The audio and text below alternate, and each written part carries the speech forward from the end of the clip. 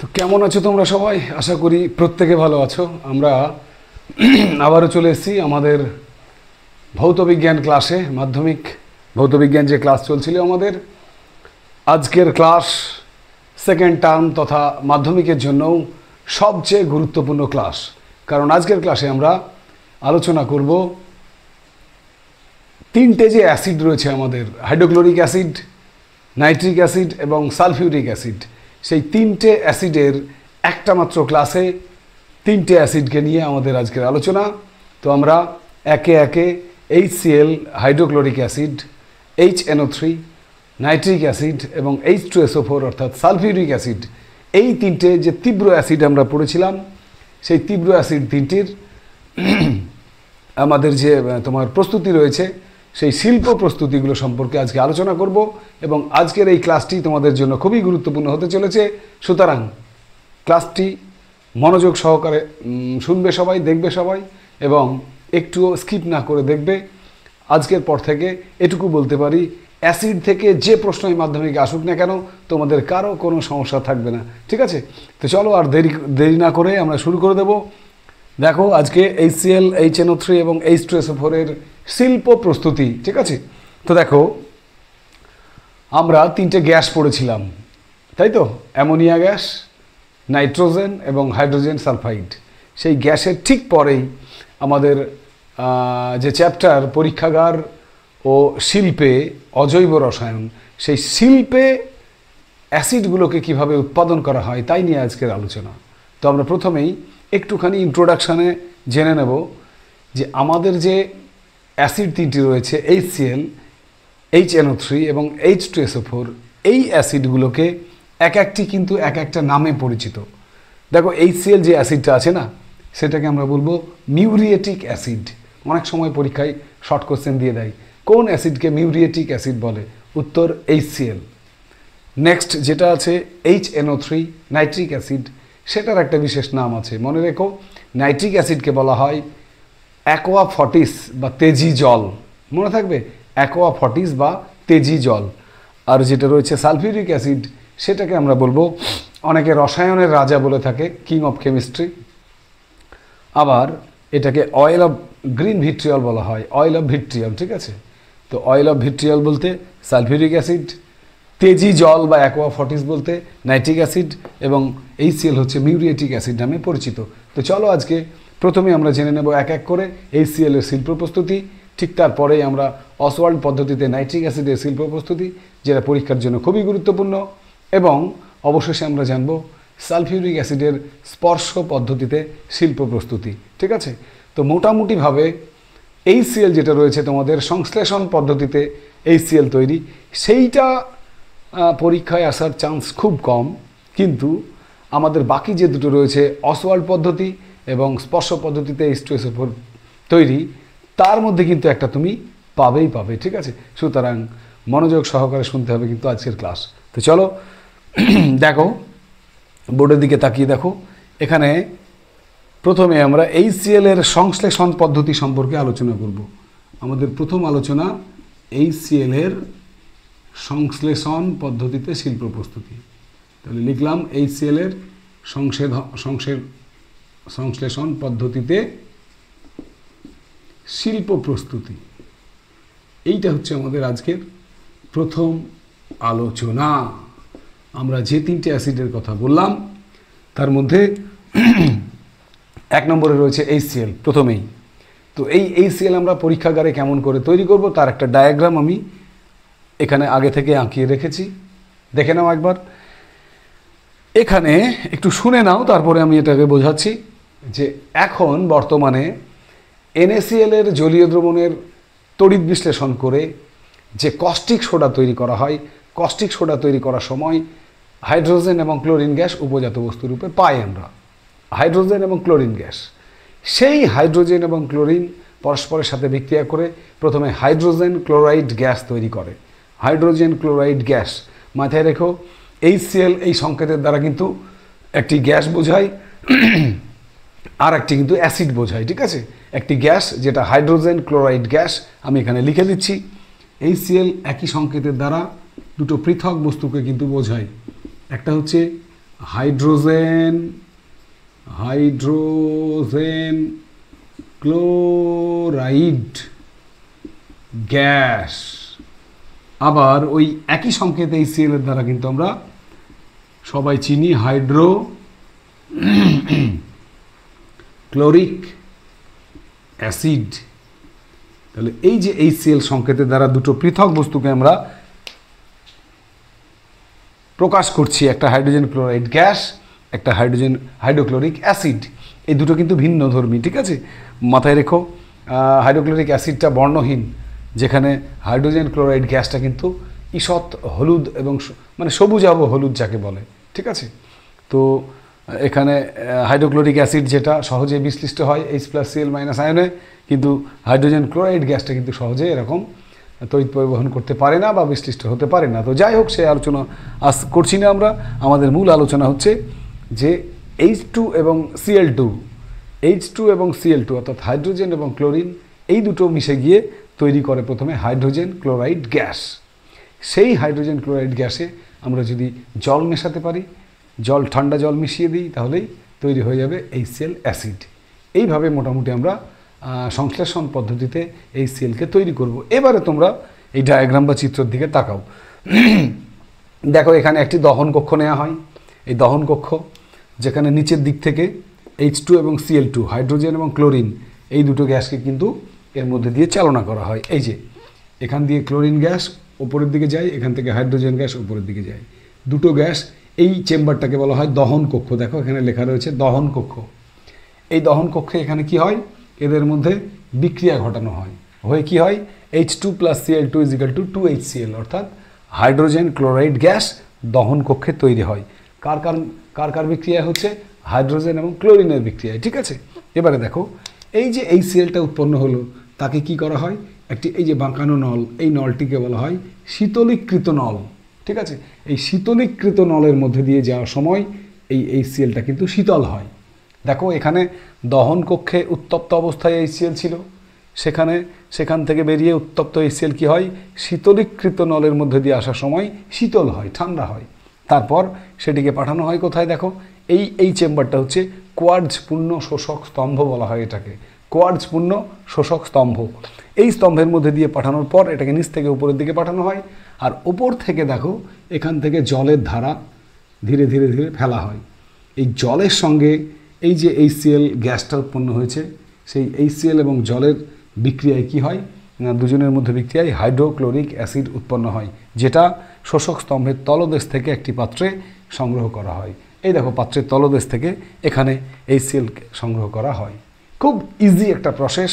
এই পদ্ধতিটাকে আমরা বলি সংশ্লেষণ পদ্ধতি, মনে থাকবে।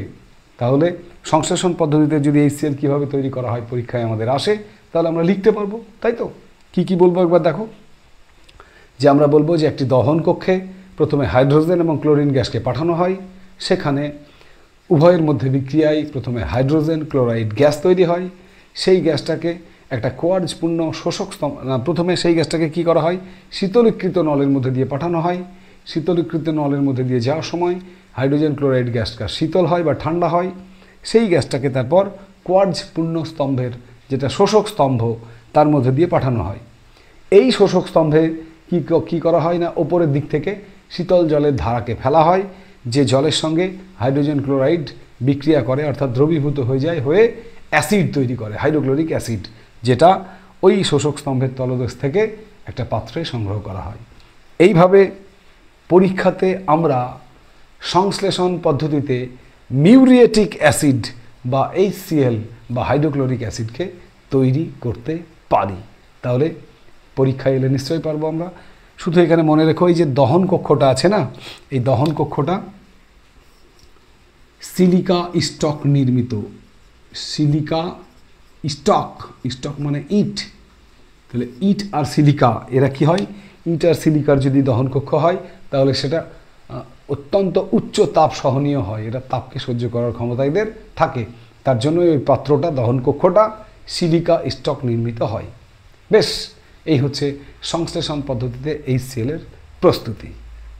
এবারে আমরা আমাদের সেকেন্ড যে অ্যাসিডটি ছিল নাইট্রিক অ্যাসিডের শিল্প প্রস্তুতি সেই সম্পর্কে আমরা আলোচনা করব। দেখো, নাইট্রিক অ্যাসিডকে আমি প্রথমে বলেছিলাম কি বলা হয় বলো তো, তেজি জল বা অ্যাকোয়া ফর্টিস। মনে রেখো, নাইট্রিক অ্যাসিডকে বলা হয় তেজি জল। নোট করে রেখো, পরীক্ষায় কিন্তু আসে। তেজি জল বা অনেক সময় বলা হয় অ্যাকোয়া ফর্টিস। তাহলে পরীক্ষায় যদি আসে কোন অ্যাসিডকে তেজি জল বলে, উত্তর নাইট্রিক অ্যাসিড। অথবা কোন অ্যাসিডকে অ্যাকোয়া ফর্টিস বলে, উত্তর নাইট্রিক অ্যাসিড। এছাড়াও এখান থেকে আরও কয়েকটি শর্ট কোয়েশ্চেন যেগুলো আসে সেগুলো আগে বলে নিয়ে আমি শিল্প প্রস্তুতিতে আসছি, ঠিক আছে? যেমন ধরো ধূমায়মান নাইট্রিক অ্যাসিড, এই কথাটা নিশ্চয়ই শুনে থাকবে তোমরা। ধূমায়মান নাইট্রিক অ্যাসিড, ধূমায়মান HNO3, এটা বলতে কি বোঝো, তাই না? অনেক সময় প্রশ্ন আসে। তো ধূমায়মান নাইট্রিক অ্যাসিড হচ্ছে আর কিছুই না, নাইট্রিক অ্যাসিডের মধ্যে, গাঢ় নাইট্রিক অ্যাসিডের মধ্যে যখন NO2 মিশ্রিত অবস্থায় থাকে, অর্থাৎ নাইট্রোজেন ডাইঅক্সাইড যখন নাইট্রিক অ্যাসিডের মধ্যে মিশ্রিত অবস্থায় থাকে, তখন কি হয়, ওই নাইট্রিক অ্যাসিডটা ওখান থেকে সব সময় ধোঁয়ার আকারে তোমার ধোঁয়া ধোঁয়া উঠতে দেখা যায়। অর্থাৎ নাইট্রোজেন ডাইঅক্সাইড মিশ্রিত যে নাইট্রিক অ্যাসিড, সেখান থেকে যে ধোঁয়া, মানে সবসময়ই তুমি ধোঁয়া বের হতে দেখবে, এবং সেটাকেই বলা হয় ধূমায়মান নাইট্রিক অ্যাসিড। তাহলে আমরা ধূমায়মান নাইট্রিক অ্যাসিড বলতে অ্যাকচুয়ালি কী বুঝবো না, NO2 মিশ্রিত নাইট্রিক অ্যাসিড, গাঢ় নাইট্রিক অ্যাসিড, ঠিক আছে? এছাড়াও মনে রেখো, তোমার স্বর্ণকারদের যে কারখানা হয় না, সোনার কাজ যেখানে হয়, সেখানে একটা তোমার বাদামি রঙের গ্যাস নির্গত হতে দেখা যায়। মনে রেখো, সেই গ্যাসটি কিন্তু NO2, বাদামি গ্যাস, যেটা স্বর্ণকারদের কারখানা। এই বাদামি গ্যাস যেটা বের হয় কোথা থেকে, স্বর্ণকারদের কারখানা থেকে। এটাও কিন্তু মনে রেখো, বাদামি গ্যাস স্বর্ণকারদের কারখানা থেকে নির্গত হয়, তার নাম হচ্ছে NO2 বা নাইট্রোজেন ডাইঅক্সাইড, ঠিক আছে? তো এই হচ্ছে মোটামুটি নাইট্রিক অ্যাসিডের শিল্প প্রস্তুতির আগে আমাদের এই কটা কথা আমাদের মাথায় রাখতে হবে, ঠিক আছে? এগুলো অনেক সময় পরীক্ষায় দিয়ে দেয়। তো এবারে চলো আমরা শুরু করব পরীক্ষার জন্য খুবই ইম্পর্ট্যান্ট নাইট্রিক অ্যাসিডের শিল্প প্রস্তুতি, যেটাকে বলা হয় অসওয়াল্ড পদ্ধতি, ঠিক আছে? বিজ্ঞানী অসওয়াল্ডের নাম অনুসারে একে বলা হয় অসওয়াল্ড পদ্ধতি। অসওয়াল্ড পদ্ধতি কি হয় এই পদ্ধতিতে? ধাপগুলো জেনে নেবে। মাত্র 3টে ধাপের মাধ্যমে আমরা অসওয়াল্ড পদ্ধতিতে নাইট্রিক অ্যাসিড তৈরি করে নেব। কি কি সেই ধাপ? নাম্বার 1, প্রথম ধাপে অ্যামোনিয়া গ্যাস থেকে কিন্তু আমরা নাইট্রিক অ্যাসিডকে পাবো। তো প্রথম ধাপে অ্যামোনিয়ার জারণ ঘটানো হয়। সেটা কিভাবে না, ধূলিকণা মুক্ত বায়ু, প্লাটিনাম রোহোডিয়াম তারজালি ব্যবহার করে তোমার মোটামুটি 750 থেকে 900 ডিগ্রি তাপমাত্রা যদি আমরা ব্যবহার করি, তাহলে ওই অ্যামোনিয়ার মধ্যে দিয়ে ধূলিকণা মুক্ত বায়ু যদি দ্রুত চালনা করি, তাহলে কী হবে, সঙ্গে সঙ্গে অ্যামোনিয়া জারিত হয়ে নাইট্রিক অক্সাইড তৈরি করে। এটা হচ্ছে প্রথম ধাপ। তাহলে প্রথম ধাপটা কি বললাম, একবার মন দিয়ে শোনো। প্রথম ধাপে আমরা স্টেপ 1 কি বললাম, অ্যামোনিয়া গ্যাস NH3, তার সঙ্গে ধূলিকণা মুক্ত বায়ু, ঠিক আছে? এই ধূলিকণা মুক্ত বায়ু এবং অ্যামোনিয়া এরা পরস্পর অনুঘটক রূপে আমরা প্লাটিনাম রোহোডিয়াম তারজালি, আমি আগেই বললাম যে এই যে অনুঘটকটার ক্ষেত্রফল, উপরিতলের ক্ষেত্রফল যত বৃদ্ধি পাবে, বিক্রিয়ার গতিবেগ কিন্তু তত বৃদ্ধি পাবে, এবং সেক্ষেত্রে অ্যামোনিয়া থেকে নাইট্রিক অক্সাইডের যে উৎপাদন, সেটার হার কিন্তু বাড়বে। এবং সেক্ষেত্রে আমরা টেম্পারেচারটা কত বললাম, তোমার 750 থেকে 900 ডিগ্রি তাপমাত্রা, ঠিক আছে? সেই তাপমাত্রায় কি হয়, নাইট্রিক অ্যামোনিয়া এবং ধূলিকণা মুক্ত বায়ু প্লাটিনাম রোহোডিয়াম তারজালির মধ্যে দিয়ে দ্রুত যদি চালনা করা হয় বায়ুকে, 750 থেকে 900 ডিগ্রি তাপমাত্রায় তৈরি হয়ে যায় NO, নাইট্রিক অক্সাইড, এবং সেই সঙ্গে আমরা পাবো জল, ঠিক আছে? জল পাবো। বিক্রিয়াটা কী হবে, 4NH3 + 5O2 4NO + 6H2O, এবং তার সঙ্গে কিছু পরিমাণে তাপ উৎপন্ন হবে, কারণ এটা তাপমোচী বিক্রিয়া বা তাপ উৎপাদী বিক্রিয়া। আবারও বলি, দেখো প্রথম ধাপে আমরা কি করেছি, প্রথম ধাপে স্টেপ 1 যেটা, এই যে এটা অ্যামোনিয়া, এই অ্যামোনিয়াকে কোন পদ্ধতিতে পায় বলো তো? হেবার পদ্ধতি, তাই না? হেবার পদ্ধতিতে প্রাপ্ত অ্যামোনিয়া গ্যাসকে ধূলিকণা মুক্ত বায়ু প্লাটিনাম রোহোডিয়াম তারজালি ব্যবহার করে 750 থেকে 900 ডিগ্রি তাপমাত্রায় কি হয়, অ্যামোনিয়া জারিত হয়ে নাইট্রিক অক্সাইড উৎপন্ন করে। বিক্রিয়াটি 4NH3 প্লাস 5O2 প্লাটিনাম রোহোডিয়াম তারজালি 750 থেকে 900 ডিগ্রি তাপমাত্রায় তৈরি করে কি না 4NO প্লাস 6H2O প্লাস কিছু পরিমাণে শক্তি। বোঝা গেল? তার প্রথম ধাপে আমরা কি পেলাম? নাইট্রিক অক্সাইড পেলাম। এই যে এটা হচ্ছে মূল বস্তু, নাইট্রিক অক্সাইড। ঠিক আছে, এখানে আমি লিখেই দিলাম নাইট্রিক অক্সাইড, নাইট্রিক অক্সাইড, এবং সেই সঙ্গে আমরা জল পাই, তাই তো? এই নাইট্রিক অক্সাইডটা দ্রুত দহন কক্ষ থেকে সরিয়ে নেওয়া হয়, শীতল করা হয়। দহন কক্ষ থেকে সরিয়ে নিয়ে মোটামুটি 50 ডিগ্রি তাপমাত্রায় কি করা হয় না নাইট্রিক অক্সাইড অতিরিক্ত বায়ুর সঙ্গে বিক্রিয়া করে নাইট্রোজেন ডাইঅক্সাইড উৎপন্ন করে। সেক্ষেত্রে কি হয়? স্টেপ 2। এবারে আমাদের অসওয়াল্ড পদ্ধতির স্টেপ 2। স্টেপ 2 এ কী হয় বললাম না, এখানে দেখো স্টেপ 2 এ গিয়ে এ কী করবে না, যে নাইট্রিক অক্সাইড সেটা NO 2NO প্লাস O2 অতিরিক্ত অক্সিজেনের সঙ্গে বিক্রিয়ায় তৈরি করে দেবে 2NO2 nitrogen dioxide, nitrogen die oxide. বোঝা গেল? তাহলে এতক্ষণ ছিল নাইট্রিক অক্সাইড, সেটা দহন কক্ষ থেকে নাইট্রিক অক্সাইডকে দহন কক্ষ থেকে দ্রুত সরিয়ে সেটা মোটামুটি 50 ডিগ্রি সেন্টিগ্রেড উষ্ণতায় নিয়ে আসা হয় এবং আরও অতিরিক্ত বায়ু দ্বারা একে জারিত করে নাইট্রিক অক্সাইডের সঙ্গে অতিরিক্ত বায়ু জারণ ঘটে, ঘটে কি তৈরি হয়?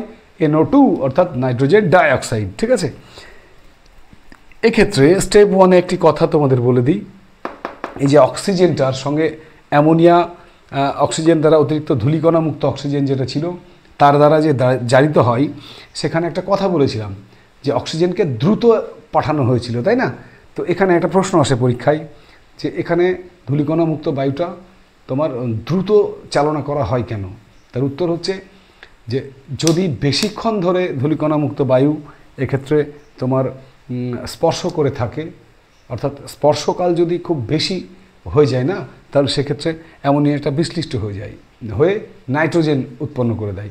তখন আর নাইট্রিক অক্সাইড পাওয়া যাবে না, পাত্রে নাইট্রোজেন গ্যাস উৎপন্ন হয়ে যাবে। ঠিক আছে, এইটা এড়ানোর জন্যই যত সম্ভব দ্রুত অক্সিজেন চালিত করা হয়, ধূলিকণামুক্ত বায়ু ওই অ্যামোনিয়ার উপর দিয়ে চালনা করা হয় এবং প্লাটিনাম রোহোডিয়াম তারজালি অবশ্যই ব্যবহার করে। তা আবারও আমরা স্টেপ 2 এর তারপর কী করলাম, যে নাইট্রিক অক্সাইডটা উৎপন্ন হলো তার সঙ্গে মোটামুটি 50 ডিগ্রি উষ্ণতায় অতিরিক্ত আবার অক্সিজেন দ্বারা জারিত করে আমরা পেয়ে গেলাম নাইট্রোজেন ডাইঅক্সাইড। এবার কি? এরপর স্টেপ 3 খুব সিম্পল স্টেপ। এবার এই যে নাইট্রোজেন ডাইঅক্সাইড, এই নাইট্রোজেন ডাইঅক্সাইডটাকে কি করব না, কোয়ার্টজপূর্ণ যে শোষক স্তম্ভ, সেই কোয়ার্টজপূর্ণ শোষক স্তম্ভের ভেতর দিয়ে প্রবেশ করাবো। প্রবেশ করালে কী হবে, উপর থেকে ঠান্ডা জলের ধারা ওর উপরে ফেলবো। সেই ঠান্ডা জলের সঙ্গে নাইট্রোজেন ডাইঅক্সাইডের বিক্রিয়ায় নাইট্রিক অ্যাসিড এবং সেই সঙ্গে NO অর্থাৎ নাইট্রিক অক্সাইড উৎপন্ন হবে। যে NOটা আবার পরবর্তীকালে এই দেখো এখানে NO আবার অক্সিজেন দ্বারা জারিত হয়ে আবার NO2 তৈরি করবে, আবার সেই NO2 এর সঙ্গে জলের বিক্রিয়ায় নাইট্রিক অ্যাসিড উৎপন্ন হবে।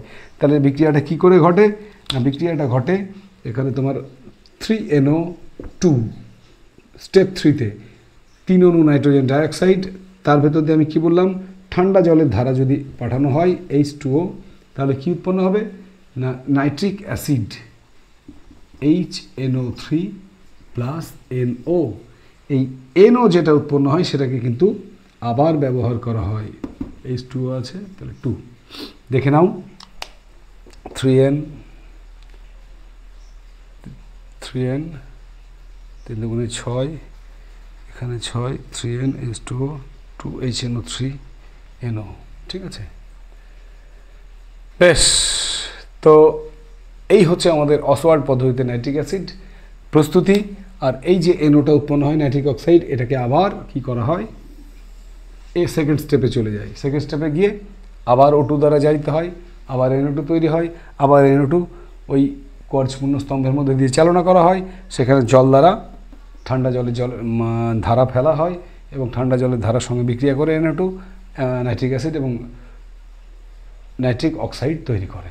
এইভাবে চক্রাকারে কিন্তু প্রক্রিয়াটা চলতে থাকে। তো কি বললাম আমি আরেকবার মন দিয়ে শুনে নাও। দেখো, স্টেপ 1, প্রথমে অ্যামোনিয়া ধূলিকণা মুক্ত বায়ু দ্বারা প্লাটিনাম রোডিয়াম তারজালি, যে তারজালির ক্ষেত্রফল বেশি বলে বিক্রিয়ার বেগ বাড়ে এবং অ্যামোনিয়া থেকে নাইট্রিক অক্সাইডের উৎপাদন বাড়ে। তো আমরা প্রথম স্টেপে অ্যামোনিয়া থেকে অতিরিক্ত ধূলিকণা মুক্ত বায়ুর সাথে অ্যামোনিয়ার বিক্রিয়ায় প্লাটিনাম রোডিয়াম তারজালি ব্যবহার করে 750 থেকে 900 ডিগ্রি তাপমাত্রায় নাইট্রিক অক্সাইড উৎপন্ন করি। এটা হচ্ছে আমাদের প্রথম স্টেপ।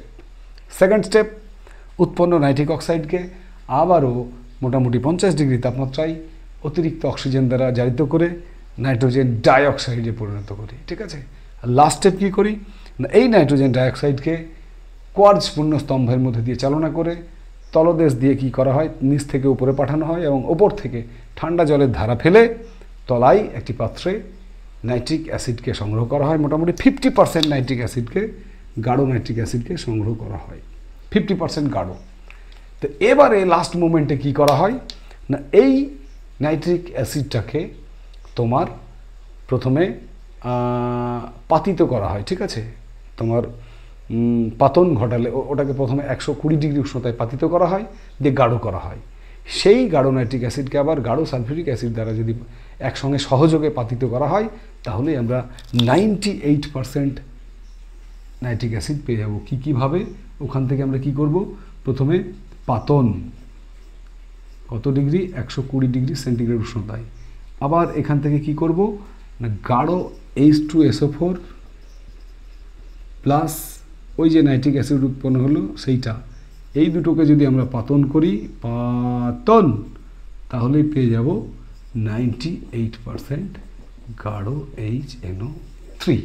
এটাই হচ্ছে আমাদের ফাইনাল ডেস্টিনেশন।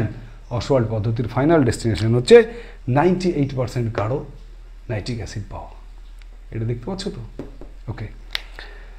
তো এবারে আর একবার গুছিয়ে যদি বলি আমি, যে পরীক্ষায় প্রশ্নটি আসবে, অসওয়াল্ড পদ্ধতিতে কিভাবে নাইট্রিক অ্যাসিড প্রস্তুত করা হয় বর্ণনা করো। খুব সহজ প্রশ্ন, উত্তর 3টে ধাপ লিখে দিতে পারলে কিন্তু 3 নম্বর পরীক্ষায় পেয়ে যাবে। পরীক্ষাতে প্রথমেই বলবো যে অসওয়াল্ড পদ্ধতিতে নাইট্রিক অ্যাসিড সাধারণত অ্যামোনিয়া গ্যাস থেকে তৈরি করা হয়। সেটা কিভাবে না, প্রথমেই অ্যামোনিয়াকে ধূলিকণা মুক্ত বায়ু দ্বারা 750 থেকে 900 ডিগ্রি তাপমাত্রায় প্লাটিনাম রোডিয়াম তারজালি ব্যবহার করে অ্যামোনিয়াকে জারিত করে নাইট্রিক অক্সাইডে রূপান্তরিত করা হয়। ঠিক আছে, NO-তে। এই নাইট্রিক অক্সাইডকে আবার দ্রুত দহন কক্ষ থেকে সরিয়ে সেটাকে মোটামুটি 50 ডিগ্রি তাপমাত্রায় শীতল করে আবার অতিরিক্ত অক্সিজেনের দ্বারা জারিত করা হয় এবং NO থেকে তৈরি হয় NO2 নাইট্রোজেন ডাইঅক্সাইড। এই নাইট্রোজেন ডাইঅক্সাইড কি হয়, কোয়ার্টজপূর্ণ শোষক স্তম্ভের মধ্যে দিয়ে চালনা করে জলের সঙ্গে এর বিক্রিয়া হয়, অর্থাৎ জলে দ্রবীভূত হয়। NO2 নাইট্রোজেন ডাইঅক্সাইড জলের সঙ্গে বিক্রিয়ায় তৈরি হয়ে যায় নাইট্রিক অ্যাসিড এবং নাইট্রিক অক্সাইড। যে নাইট্রিক অক্সাইডটা আবার দ্বিতীয় ধাপে প্রবেশ করে আবার অক্সিজেন দ্বারা জারিত হয়ে আবার NO2 তৈরি করে, আবার NO2 জলের সঙ্গে বিক্রিয়া করে নাইট্রিক অ্যাসিড তৈরি করে, নাইট্রিক অক্সাইড তৈরি করে। এভাবে চক্রাকারে কিন্তু অসওয়াল্ড পদ্ধতিতে নাইট্রিক অ্যাসিড উৎপাদন চলতেই থাকে এবং এইভাবে যে নাইট্রিক অ্যাসিডটা আমরা পাই সেটা মোটামুটি 50% গাঢ় নাইট্রিক অ্যাসিড পাই পরীক্ষাগারে। সেটাকে আরও গাঢ় করতে গেলে প্রথমে আমরা কি করব, 120 ডিগ্রি উষ্ণতায় পাতন ঘটাবো, ঘটিয়ে যে গাঢ় মোটামুটি 68% গাঢ় নাইট্রিক অ্যাসিডটা পাবো আমরা, সেটাকে আবার তোমার গাঢ় সালফিউরিক অ্যাসিড সহযোগে যদি আমরা পাতন ঘটাই, তাহলে 98% গাঢ় পরীক্ষাগারে নাইট্রিক অ্যাসিড পেয়ে যাব। বোঝা গেল? এটাই ছিল আমাদের অসওয়াল্ড পদ্ধতিতে পরীক্ষাগারে নাইট্রিক অ্যাসিড প্রস্তুতি, অ্যাকোয়াফর্টিস বা তেজি জলের প্রস্তুতি। মনে রেখো কিন্তু, ঠিক আছে? আমরা আলোচনা করব 3টে অ্যাসিডের মধ্যে রাজা অ্যাসিড যেটা, অর্থাৎ রসায়নের রাজা যাকে বলা হয়, সেই কিং অফ কেমিস্ট্রি সালফিউরিক অ্যাসিডের শিল্প প্রস্তুতি, যেটাকে আমরা বলি স্পর্শ পদ্ধতি। পরীক্ষায় যে প্রশ্নটা আসে এবং প্রায়শই আসে, মাঝে মধ্যেই তুমি দেখতে পাবে, প্রশ্নটা আগে শুনে নাও। স্পর্শ পদ্ধতিতে পরীক্ষাগারে কিভাবে সালফিউরিক অ্যাসিডকে প্রস্তুত করা হয় তা বর্ণনা করো। স্পর্শ পদ্ধতিতে সালফিউরিক অ্যাসিডকে কিভাবে প্রস্তুত করা হয় তা বর্ণনা করো। এই প্রশ্নটা যদি পরীক্ষায় আসে তাহলে আমরা কিন্তু একদম পরীক্ষায় পুরোপুরি লিখে আসবো এবং 3 নম্বরের পুরোপুরি মার্কস কিন্তু আমরা পেয়ে যাব। ঠিক আছে, তো চলো দেখা যাক কিভাবে আমরা স্পর্শ পদ্ধতিতে সালফিউরিক অ্যাসিডকে পরীক্ষাগারে তৈরি করব। তাহলে আমি এখানে লিখে দিলাম স্পর্শ পদ্ধতিতে H2SO4 প্রস্তুতি। স্পর্শ পদ্ধতিতে H2SO4 প্রস্তুতি। তো দেখো এখানে স্পর্শ পদ্ধতিতে H2SO4 তৈরি করতে গেলে যে সমস্ত কাঁচামালগুলো লাগে, সেই কাঁচামালগুলো আগে, ব্যবহৃত কাঁচামালগুলো আগে দেখে নাও, তারপরে আমি আসছি প্রস্তুতিতে। কাঁচামাল যেগুলো লাগবে সেগুলো হচ্ছে সালফার, মৌল সালফার, যেটাকে S দ্বারা প্রকাশ করা হয়, অথবা আয়রন পাইরাইটস, আয়রন পাইরাইটস, মৌল সালফার বা আয়রন পাইরাইটস, FeS2। মনে থাকবে তো, হয় মৌল সালফার না হয় আয়রন পাইরাইটস, দুটোর মধ্যে যে কোনো একটা। নাম্বার 2 আমাদের দরকার হবে ভ্যানাডিয়াম পেন্টক্সাইড V2O5। নাম্বার 3 আমাদের দরকার হবে 98% H2SO4, গাঢ় H2SO4। আমাদের দরকার হবে পাতিত জল, পাতিত জল। এই সমস্ত জিনিসগুলো মোটামুটিভাবে আমরা স্পর্শ পদ্ধতিতে সালফিউরিক অ্যাসিড তৈরি করার জন্য ব্যবহার করব। মৌল সালফার, ভ্যানাডিয়াম পেন্টক্সাইড, 98% H2SO4 এবং পাতিত জল। কখন কিভাবে কোনটাকে ব্যবহার করব সেইটা একটু দেখে নাও। সেটাই হচ্ছে আজকের স্পর্শ পদ্ধতিতে সালফিউরিক অ্যাসিডের প্রস্তুতি। তো আমরা প্রথমেই দেখো সালফিউরিক অ্যাসিডের স্পর্শ পদ্ধতিতে প্রথমেই যেটা করতে হবে, স্টেপ 1, 1 নম্বর স্টেপ, বাতাসে মৌল সালফারকে বা আয়রন পাইরাইটসকে, অর্থাৎ S অথবা FeS2 দুটোর যে কোনো একটিকে যদি পোড়াই তাহলে SO2 গ্যাস পাবো, অর্থাৎ সালফার ডাইঅক্সাইড পাবো। সবচেয়ে সহজ আমাদের পক্ষে মৌল সালফারকে পুড়িয়ে কী হবে, SO2 প্রস্তুত হবে। শুধু বাতাসে পোড়ালেই কিন্তু হবে। আর তুমি যদি FeS2কে পোড়াও তাও সেক্ষেত্রেও কিন্তু Fe2O3 এবং SO2 পাবে। ঠিক আছে, এই যে এইভাবে মৌল সালফার অথবা FeS2কে পুড়িয়ে যে SO2 পেলে, এটাই হচ্ছে স্পর্শ পদ্ধতির প্রথম ধাপ। অর্থাৎ প্রথম ধাপে আমরা যে গ্যাসটি তৈরি করব সেটা হচ্ছে সালফার ডাইঅক্সাইড। সেটা মৌল সালফারকে পুড়িয়েই হোক অথবা আয়রন পাইরাইটসকে পুড়িয়েই হোক। বোঝা গেল প্রথম ধাপ SO2 প্রস্তুতি। নাম্বার 2, দ্বিতীয় ধাপ কি করব, এইভাবে উৎপন্ন SO2 থেকে এবারে SO3 উৎপাদন। তাহলে হেডলাইন দিলাম, SO2 হইতে SO3 প্রস্তুতি, SO2 হইতে SO3 প্রস্তুতি। এটা হচ্ছে 2 নম্বর ধাপ। কিভাবে হবে না, ভ্যানাডিয়াম পেন্টক্সাইড অনুঘটকের উপস্থিতিতে। কি বললাম, ভ্যানাডিয়াম পেন্টক্সাইড অনুঘটকের উপস্থিতিতে, অথবা প্লাটিনাম অ্যাসবেস্ট নির্মিত যে তোমার তারজালি, যে কোনো একটা অনুঘটক, প্লাটিনাম অ্যাসবেস্ট অথবা ভ্যানাডিয়াম পেন্টক্সাইড ব্যবহার করে কি করা হয়, মোটামুটি 450 ডিগ্রি উষ্ণতায় এর মধ্যে যদি কোনো ধূলিকণা বা কোনো কিছু থাকে সেটাকে মুক্ত করে কি করা হয় না, তোমার SO2-র সঙ্গে ভ্যানাডিয়াম পেন্টক্সাইডের তোমার অনুঘটকের উপস্থিতিতে 450 ডিগ্রি উষ্ণতায় SO3 অর্থাৎ সালফার ট্রাইঅক্সাইডকে জারিত করা হয়। তাহলে বিক্রিয়াটা কি হবে, SO2 থেকে তৈরি হয়ে গেল SO3। কিভাবে তৈরি হলো না, V2O5 অনুঘটক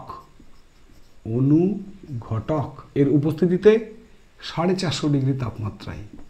এইটুকু মাথায় রেখো, ঠিক আছে।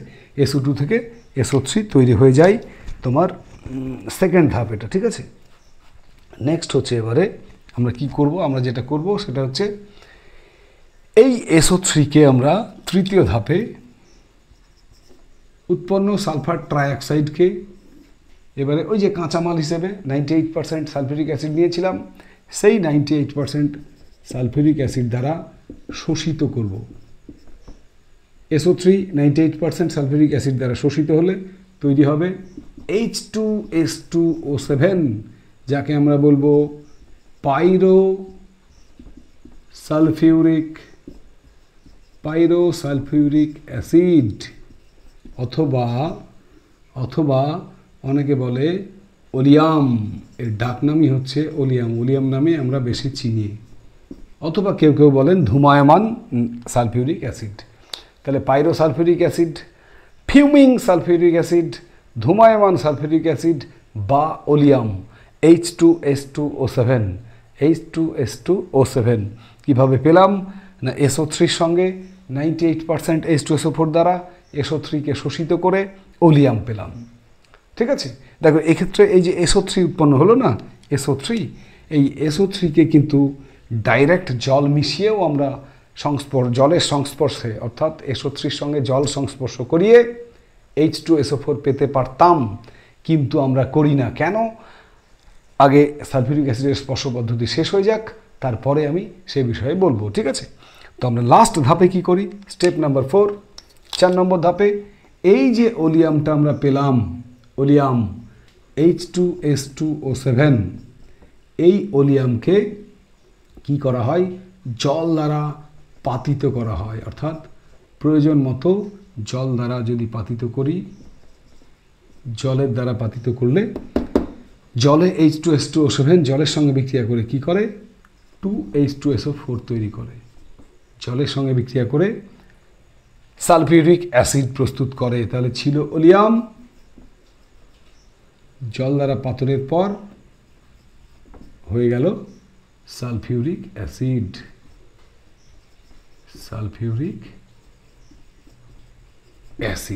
এইভাবে আমরা স্পর্শ পদ্ধতিতে সালফিউরিক অ্যাসিড প্রস্তুত করে থাকি। বোঝা গেল?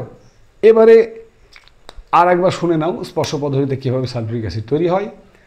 নাম্বার 1, প্রথম ধাপে মৌল সালফারকে বা আয়রন পাইরাইটসকে বাতাসে যদি পোড়ানো হয় তাহলে তৈরি হবে সালফার ডাইঅক্সাইড।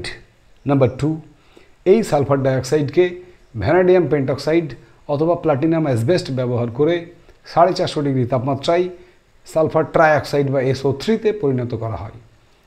নাম্বার 3, এই SO3 98% H2SO4 দ্বারা শোষিত করে ওলিয়াম বা পাইরোসালফিউরিক অ্যাসিড বা ধূমায়মান সালফিউরিক অ্যাসিড যেটা H2S2O7-এ পরিণত করা হয়। নাম্বার 4, শেষ ধাপে কি করা হয় না এই ওলিয়ামের সঙ্গে প্রয়োজন মতো জল মিশিয়ে পাতিত করলেই আমরা সালফিউরিক অ্যাসিড বা অয়েল অফ ভিট্রিয়ল যেটাকে বলা হয়, রসায়নের রাজা যেটাকে বলা হয়, সেই সালফিউরিক অ্যাসিড স্পর্শ পদ্ধতিতে আমরা তৈরি করে ফেলতে পারবো। এবারে আসছি এই সালফিউরিক অ্যাসিড প্রসঙ্গে কিছু শর্ট কোয়েশ্চেন। নাম্বার 1, প্রশ্ন আসতে পারে তোমার ওলিয়াম কি, বলতে পারে ওলিয়াম কি, তখন আমরা বলবো যে H2S2O7 একেই বলা হয় ওলিয়াম, অর্থাৎ সালফার ট্রাইঅক্সাইডকে দেখো, সালফার ট্রাইঅক্সাইডকে 98% সালফিউরিক অ্যাসিড দ্বারা শোষিত করলে ওলিয়াম প্রস্তুত হয়, এটাই হচ্ছে ওলিয়াম, যেটাকে আমরা বলি পাইরোসালফিউরিক অ্যাসিড। নেক্সট, সালফান কি, একটা প্রশ্ন আসে মাঝে মাঝে, সালফান মনে রেখো, সালফান 100% ওলিয়াম, ঠিক আছে, 100% ওলিয়াম দ্রবণকে বলা হয় সালফান, 100% ওলিয়াম দ্রবণকে বলা হয় সালফান, মনে থাকবে। নেক্সট হচ্ছে তোমার বলতে পারে স্পর্শ পদ্ধতিতে কোন অনুঘটক ব্যবহার করা হয়, তখন আমরা বলবো ভ্যানাডিয়াম পেন্টক্সাইড V2O5। এবারের প্রশ্ন, সালফিউরিক অ্যাসিড প্রস্তুত করতে প্লাটিনাম অ্যাসবেস্ট সবচেয়ে বেশি কার্যকরী, কিন্তু প্লাটিনাম অ্যাসবেস্ট ব্যবহার না করে আমরা V2O5-কে কেন ব্যবহার করব? তার উত্তর হচ্ছে যে যদি কোনো কারণে যে ধূলিকণাযুক্ত বায়ু, সেই বায়ুর মধ্যে যদি কোনো অশুদ্ধি থেকে যায়, বিশেষ করে আর্সেনিক যৌগ বা আর্সেনিয়াস যৌগ যেগুলো, সেই আর্সেনিক যৌগ বা আর্সেনিয়াস যৌগ, সেই যৌগগুলো ওই মানে ধূলিকণাযুক্ত বায়ুর সঙ্গে কী করে না, তোমার একটা অনুঘটক বিষ তৈরি করে, অনুঘটন বিষ যেটাকে বলা হয়, সেই অনুঘটন বিষ তৈরি করে, যা প্লাটিনামের উপর কী করে, প্লাটিনাম ধাতুটা ওই বিষটাকে তোমার সহজে দূর করতে পারে না। অর্থাৎ তোমার ওই যে অনুঘটন বিষটা তৈরি হলো না, সেটাকে ক্লিয়ার করার ক্ষমতা প্লাটিনামের খুব কম। উপরন্তু আমরা যদি ভ্যানাডিয়াম পেন্টক্সাইড ব্যবহার করি, তাহলে ওই আর্সেনিয়াস যৌগের যে অনুঘটন বিষ তৈরি হলো, তার কার্যক্ষমতা কিন্তু দ্রুত হ্রাস করে দেয় ভ্যানাডিয়াম পেন্টক্সাইড। এবং প্লাটিনাম হচ্ছে বহুমূল্য ধাতু, এর দাম প্রচুর। সেখানে ভ্যানাডিয়াম পেন্টক্সাইড, যেটা V2O5 আমরা বলেছি, দেখো এই যে SO2 থেকে SO3 তৈরির সময় V2O5 আমরা বলেছিলাম, এই ভ্যানাডিয়াম পেন্টক্সাইডের দাম অত্যন্ত কম, সস্তা, এবং এটার ওই যে আর্সেনিয়াস যৌগগুলো যে অনুঘটন বিষটা তৈরি করে, সেটাকে ক্লিয়ার করার ক্ষমতা এর অনেক বেশি। ঠিক আছে, সেই কারণে আমরা প্লাটিনাম অ্যাসবেস্ট ব্যবহার না করে V2O5 বা ভ্যানাডিয়াম পেন্টক্সাইড ব্যবহার করব। পরীক্ষা এলে নিশ্চয়ই লিখতে পারবে যে V2O5 কেন প্লাটিনাম অ্যাসবেস্টের পরিবর্তে ব্যবহার করা হয়, যদিও প্লাটিনাম অ্যাসবেস্ট বেশি কার্যকরী।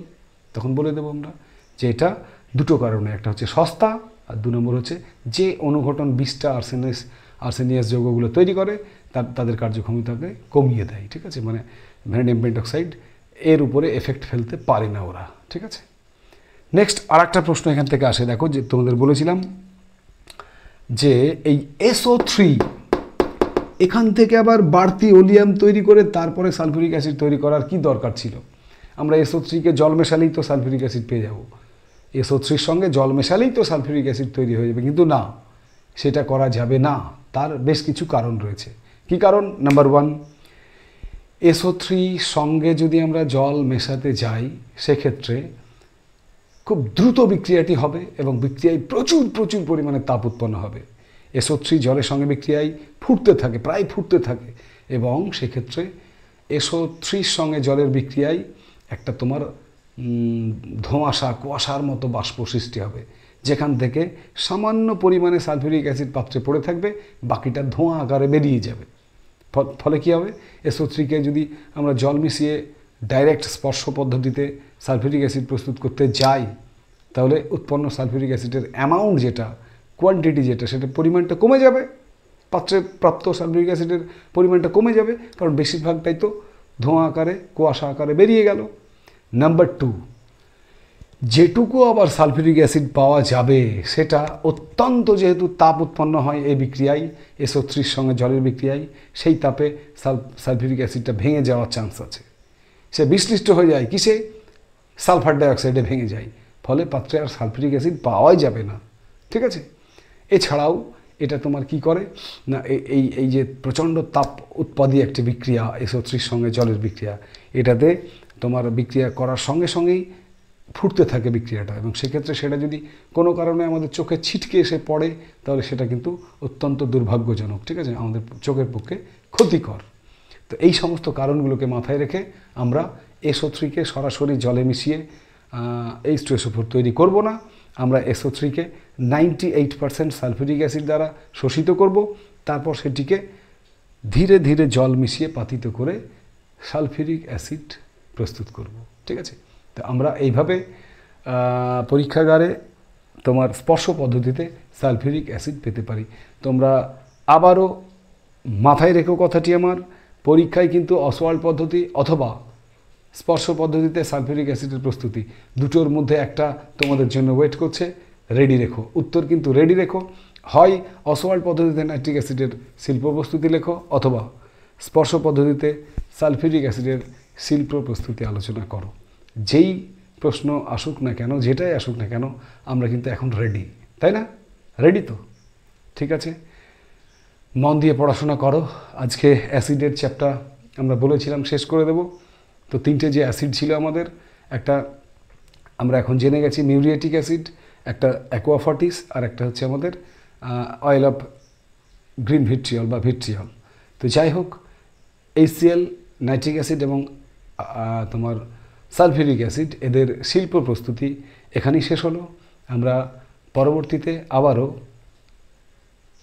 ভৌতবিজ্ঞানের যে অবশিষ্ট ক্লাসগুলো রয়েছে আমাদের সেকেন্ড টার্মিনালের, বিশেষ করে আরও একবার তোমাদের মনে করিয়ে দিতে চাই যে আমাদের বাকি রয়েছে পরমাণু নিউক্লিয়াস ওদিকে, আর এদিকে রয়েছে মেটালার্জি বা ধাতুবিদ্যা। সেইটুকু মনে রেখো এবং আগামী দিনে আমরা নিশ্চয়ই ওই দুটো বিষয়ে ভৌতবিজ্ঞানের ক্লাসগুলো নিয়ে আসবো।